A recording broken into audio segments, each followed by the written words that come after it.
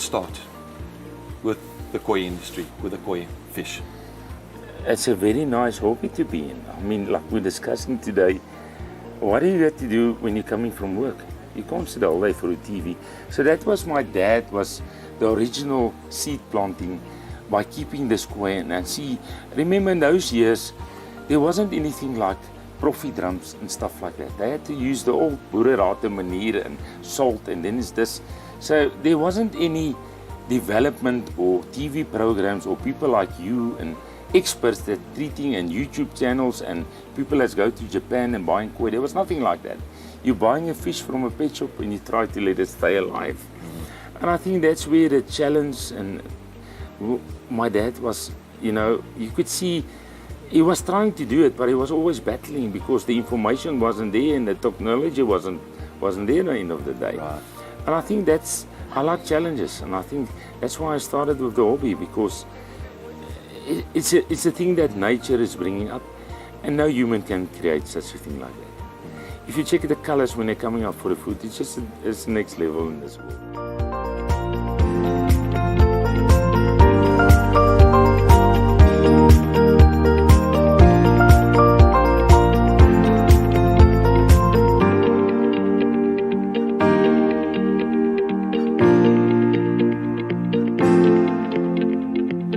Hi everybody. Tonight we're sitting at the fireplace and at the beautiful home of Steve Smit, and we are going to be talking today, or tonight at least, about just some general things that may help you with your koi collection, and sort of just hear from Steve what he's experienced over the years that may save lives in your koi pond and give you some really good tips. Steve, thank you very much once again for your time. Greatly appreciate, and your hospitality at your beautiful home and all these beautiful koi fish. Obviously, I'm saying beautiful koi fish because, you know, we always say that when a person has kept fish for 10 years and longer, you know, I regard them as an expert. And that's very, very definitely that what the koi industry sees you as one of the top guys in the country as far as koi fish are concerned. So I want to just understand from your side, 2016 was obviously the benchmark where people looked up and realized who Steve Smit is all about in terms of the koi.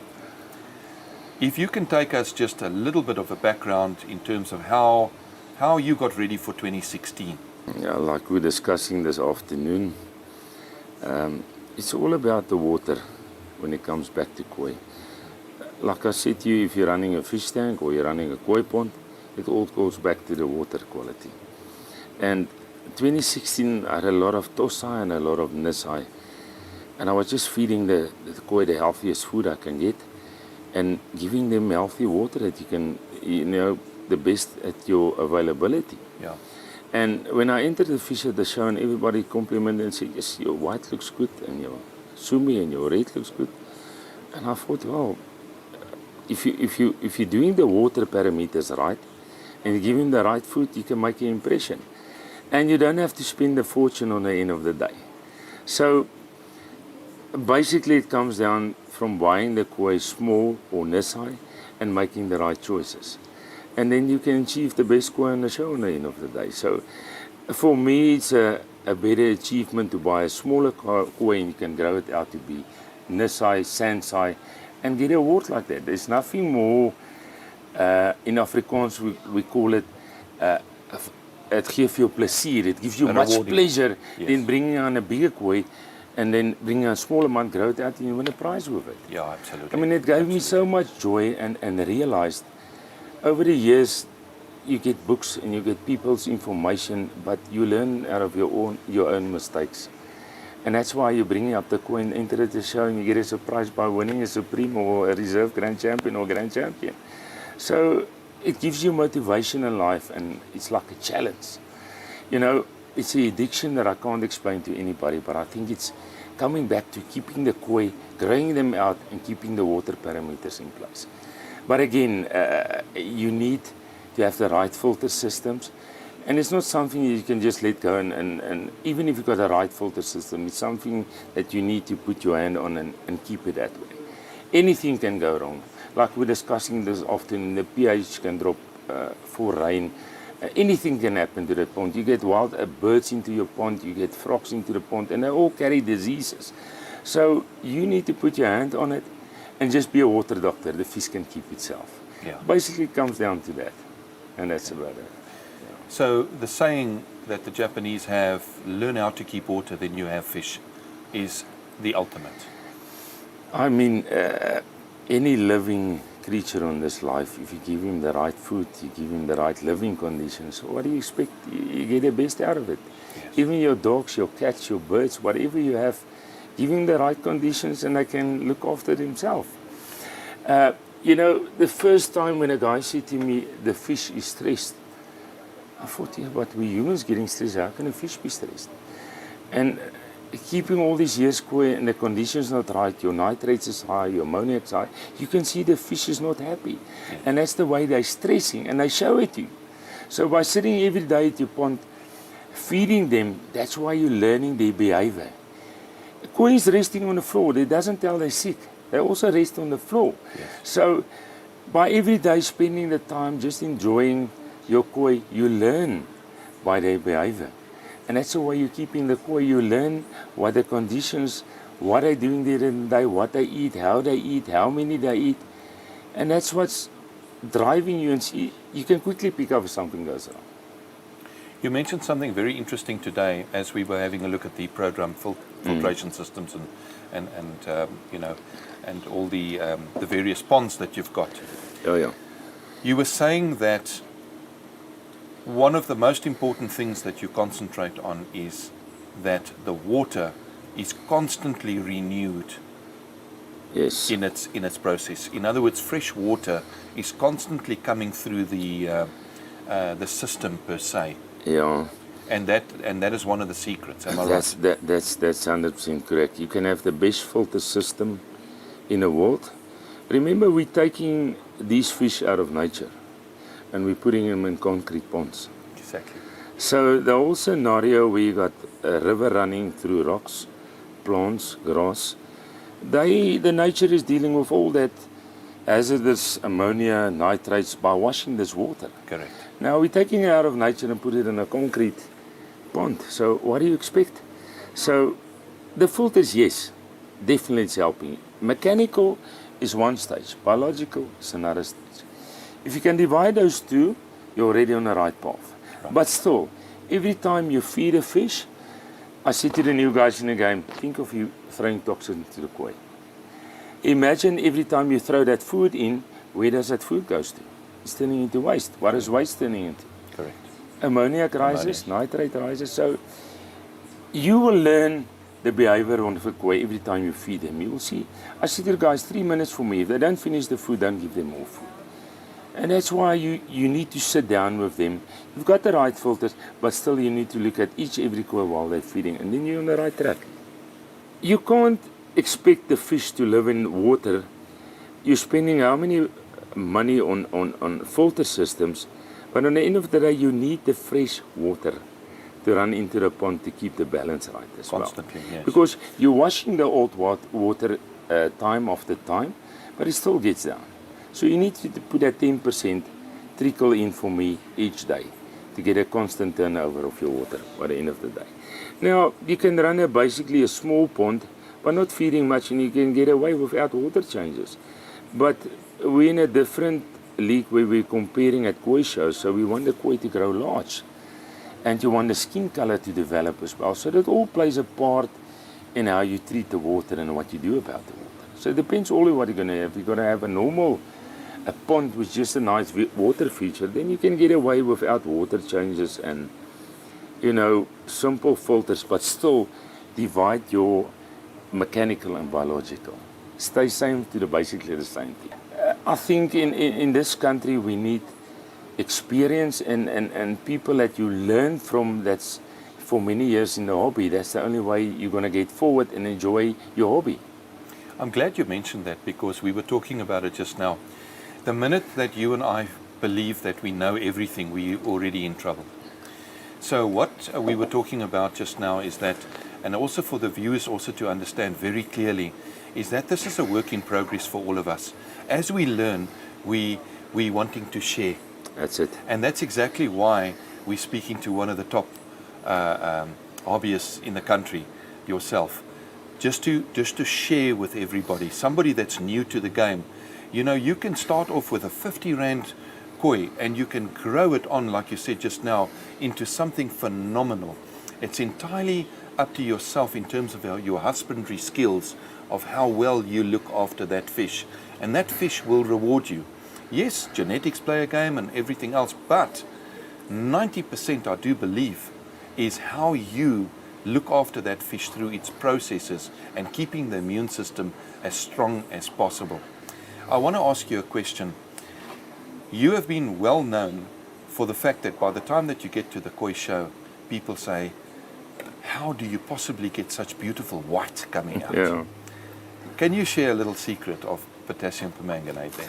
Yeah, you know, I get many calls where the oak is by the point of giving up the hobby and listen, there's a simple, they call it a boereraad in Afrikaans, but it's basically stuff that you buy at the chemist for a couple of rands. It's called Cornish crystals, and you mix it at 5.5 gram per 1,000 liter with adding salt with it, and by that way you're cleaning the skin.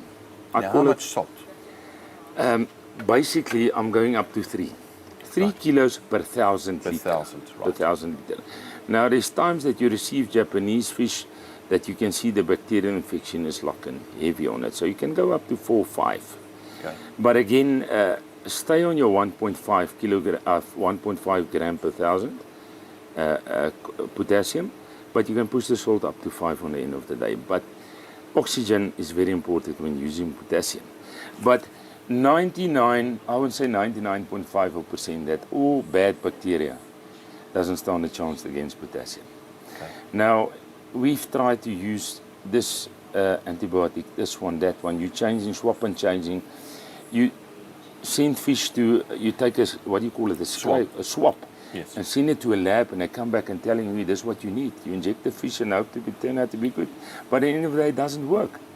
So for all the years that I've been dealing with Japanese fish, potassium is a magical muti that's working with all bacterial infections. Even in killing,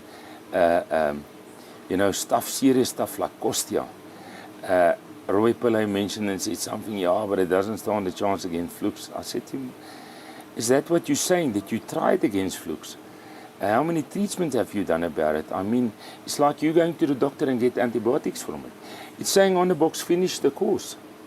Doesn't help you took it for 2 days, 3 days, and you're feeling better That's afterwards. a very good point you make. So, what I'm saying to the people is, do your 5 treatments. Stay with it. You can't see the fish, but that's right.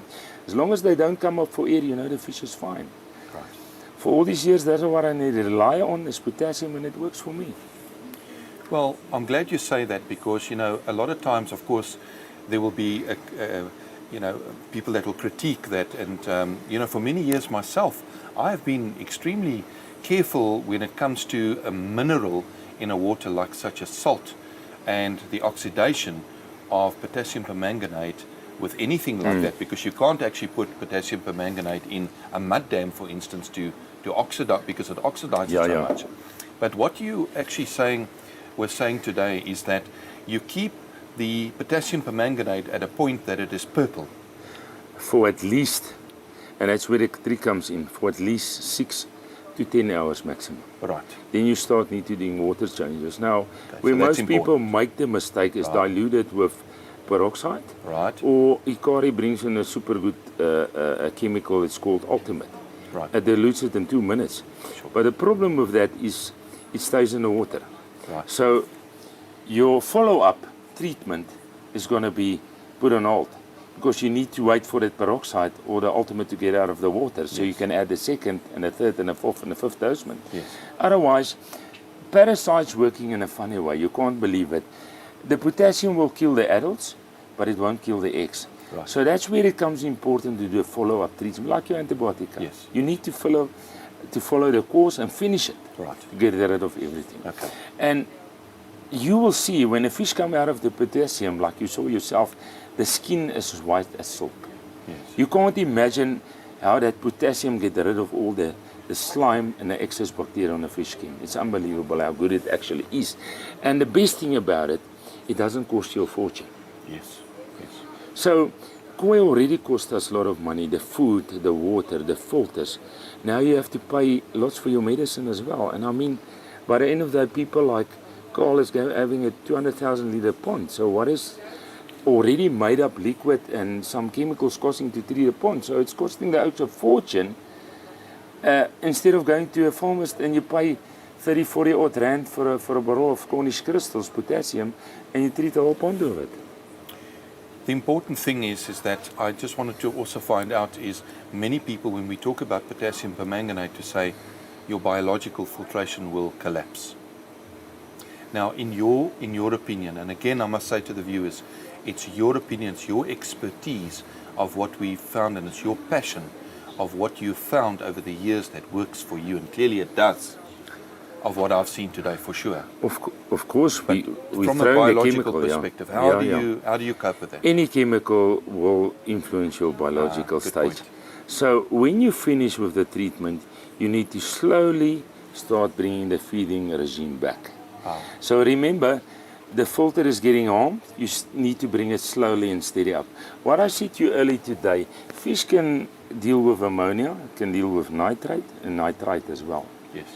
But the fluctuation, the sudden drop in the pH, temperature and all that hazardous ammonia level and stuff like that, it's got a large influence on fish. So your fish can take ammonia up to 5. But still, it rises slowly. And when you bring it back, that's the trick. When you bring the filter back, bring it slowly up. Okay. You don't want a sudden spike in any water fluctuation. Correct. So after the potassium treatment, obviously your filter's got a knockback. But in a mature filter, it's only a slight knockback. So just slightly increase the feeding day by day. And by the time on the 5th day, call it the 2nd week, your filter is back to square one because you've got an already matured filter system. Okay. And I mean, to kill a filter with X amount media in it, it's going to take about 3 weeks constantly medicine to kill all that filter media. Right, I'm with I mean, that stuff also getting evolved and getting, how can I say it to you, putting strain against any chemicals. So they're evolving as well. By adding the chemicals, they're also getting resistant and say, you're not going to destroy us. Right. So you'll quickly learn by your fish behavior, how they're feeding, and constantly checking your water parameters and bring the two together. And that's why I'm saying gradually invert your creasing after it. Not dumping all the food like you did in the past. Right. Because every chemical will have an influence on the filter. I like what you're saying. That makes perfect sense to me of what I've picked up in the industry. Yeah.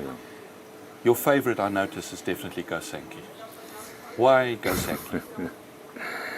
Yeah, I think it's how they develop on the end of the day. You get your sashi, which is underlying here, and it's a bigger challenge. And like I said to you today, there's not a single kuaku or sanki or showa that look exactly the same, like twins. Yes.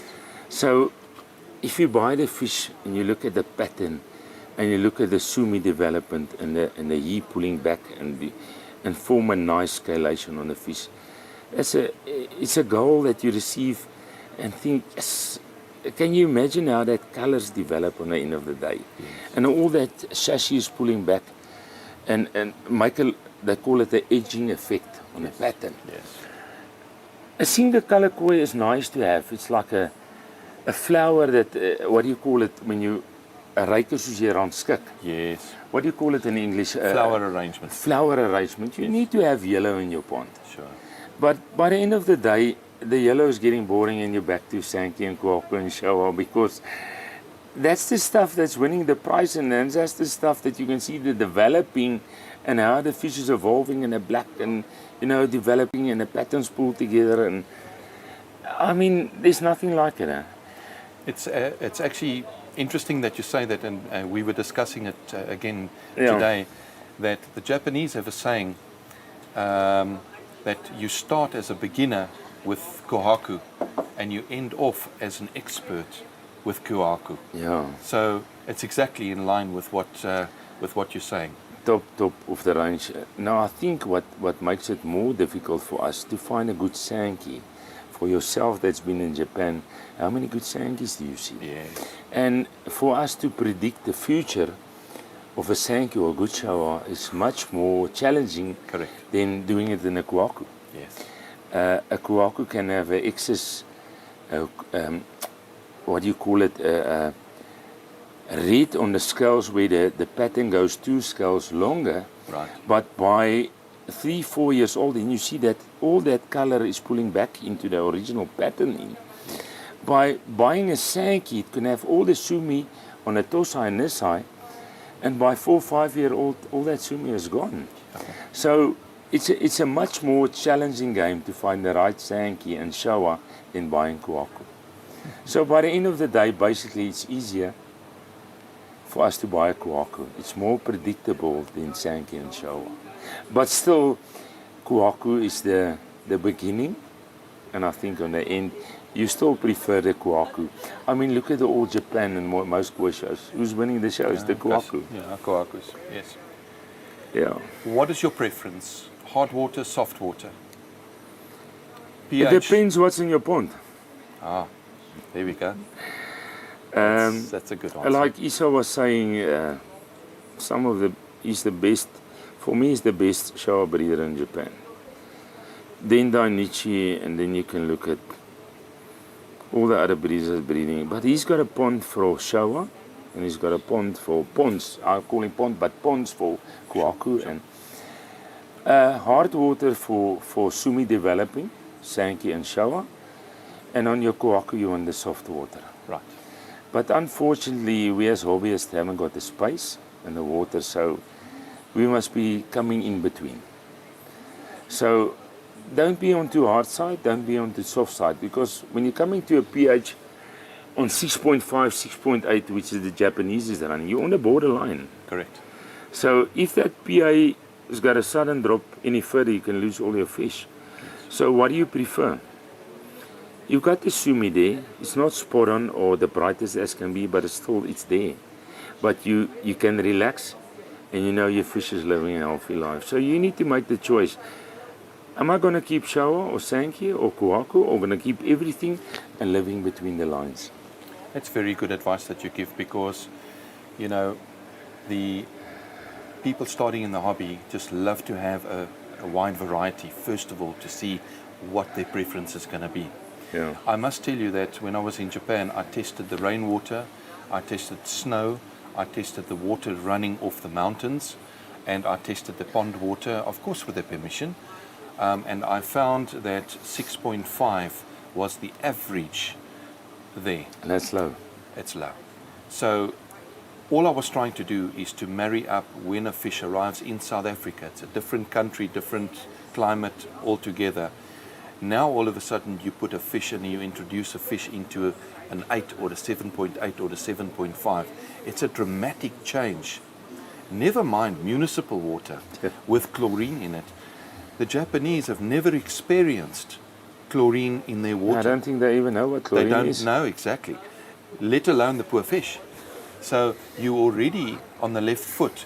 So from a quarantining perspective, we were talking about it, how critical it is to have the slow changes. Whatever you do, you've said it a couple of times, I think, in the interview. A couple of times now that you've said that there must be a gradual change, otherwise you shock the fish. Yeah. And you may not see it now, but you're going to see it down the line, because it's already created a problem. Yeah, yeah. Super. Steve, I want to thank you so very much. You know, mostly because of your kindness in the industry and your willingness to share. Just moments ago, you were helping another person, you know, in a different area from you, and or far away, shall I say. And your openness to give advice, and your openness today for us to actually come and enjoy and understand what it is that you really do. Yeah. We greatly appreciate it, and you know, we really honor the work that you do, and many people appreciate the fact that you where you are at the level in South Africa, and so many people you know, aspire to the work that you've done. And the interview, that's why we've interviewed you today, Yeah. is to share that, Yes.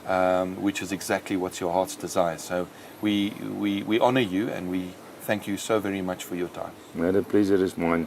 As long as everybody can learn from it and take it forward from there. Like I was saying today, you can buy all the books in the world, but nothing comes down to your own experience and learning from people that's in this game for a very long time. That's the only way. But thanks for coming. It's enjoyable, and we can only take it forward from there.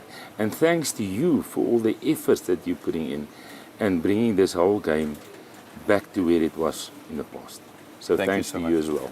I appreciate it. Thank you so much. Okay, man. Well, folks, from an expert, I hope you enjoy and that you've learnt a lot, because I certainly have learnt a lot today as well. Please push the notification button and to subscribe as well. Very, very important, so that you can learn from a lot more exciting episodes that lie ahead. Thank you.